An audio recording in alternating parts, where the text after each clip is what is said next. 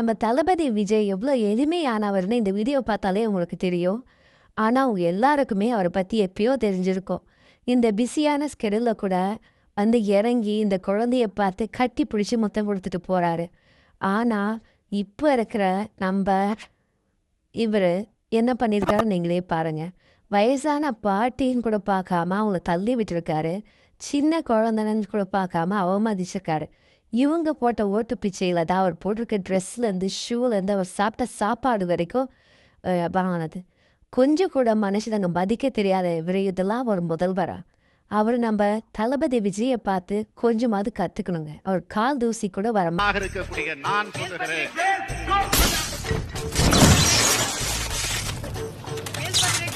முடிவு பண்ணிட்டீங்களா? வீடியோ பார்த்தீங்கல்ல? அப்போ இருந்த கமலுக்கும் இப்போ இருந்த கமலும் உங்களுக்கு தெரியும்ல. அவர் என்ன வேலை பண்ணியிருக்காரு, யாரோட கூட்டணி சேர்ந்திருக்காருன்னு. இப்போ இன்னொருத்தர் வேற ப்ராமிஸ் ராஜின்னு பேர். அவர் வந்து நடிகர்னா அரசியலுக்கு வரவே கூடாதுன்னு சொல்லியிருக்காரு. அவர் யாருங்க தீர்மானிக்கிறது? மக்களாகிய நாங்கள் யார் எங்களுக்கு முதல்வர் ஆவார்னோ நாங்கள் தீர்மானிக்கிறது. நீங்கள் யாரோ சொல்ல தேவையில்லை, சரியா?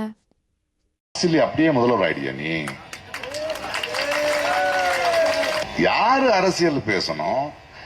என் அளவுக்கு அரசியல் பேசுறியா? இவர் என்ன பெரிய காமெடி பண்ணிட்டு இருக்காரு. நடிகன் அரசியல்வாதி ஆகக்கூடாதுன்னு சொல்றாரு. இவர் யார் நான் சொல்றதுக்கு? மக்களாகிய நானும் தீர்மானிக்கணும் யார் எங்கள் முதல்வர் ஆகணும்னு சொல்லிட்டு. உங்களுக்கு வேணும்னா நீங்கள் அரசியல் நின்று பாருங்க, கண்டிப்பாக டெபாசிட் கூட கிடைக்காது. இவ்வளோ கேவலமான வேலையை செஞ்சுருக்கீங்க. எவ்வளோ காசு வாங்கினீங்க ப்ராமிஸ் ராஜ் சார்? அதுக்கப்புறம் சத்யராஜுடைய பொண்ணு எல்லாரும் சேர்ந்து விஜய் விஜய் விஜய்னு கதறைங்க. கேவாமா இல்லையா அவங்களுக்குலாம்? நீங்கள் எவ்வளோ 200 வாங்கியிருக்கீங்க? அங்கே 200 வாங்கிட்டு பேசுனாங்க. நீங்கள்லாம் 200 பதிலே வேறு என்ன வாங்கியிருக்கீங்க?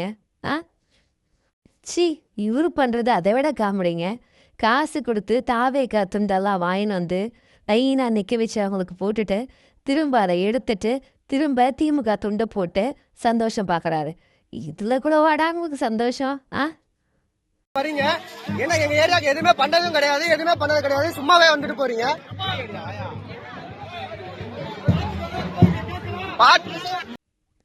இனிகோ ஆல்வேஸ் கோதா, இனிமேல் டோன்ட் கம், ஓகே அப்படின்னு நான் சொல்லலை, அந்த ஊர் மக்களே சொல்லியிருக்காங்க. நீங்களாம் கேளுங்க.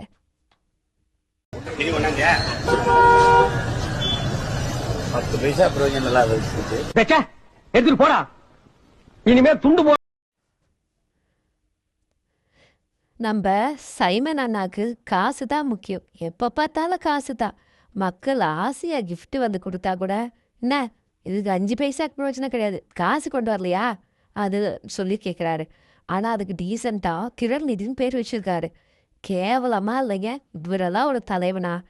பெண்களை எவ்வளோ கேவலமாக பேசுகிறாரு. நீங்கள் ஃப்ரீயாக எது கொடுத்தாலும் வாங்கிப்பீங்களா, குழந்தை கொடுத்தா வாங்கிப்பீங்களான்னு கேட்குறாரு. இவ்வளோ கேவலமானவரெல்லாம் நம்ம நாட்டுக்கு தலைவராக ஆகணுமா? தயவு செய்து ஒரு ஓட்டு கூட வேஸ்ட் பண்ணாதீங்க இவருக்கு போட்டு. நன்றி மக்களே. தயவு செய்து உங்கள் பொன்னான வாக்கை விசில் சின்னத்துக்கு போடுங்க. நமக்கு ஒரு மாற்றம் தேவை. நம்ம விஜய் அண்ணா வந்து நமக்கு ஒரு நல்ல மாற்றத்தை கொடுப்பார். ஊழலில்லா அரசியலை கொடுப்பாரு. பெண்களுக்கு பாதுகாப்பை கொடுப்பாரு. நம்முடைய பிள்ளைகளுக்கு தாய் மாமனாக இருப்பார். நன்றி, வணக்கம். Vote for whistle.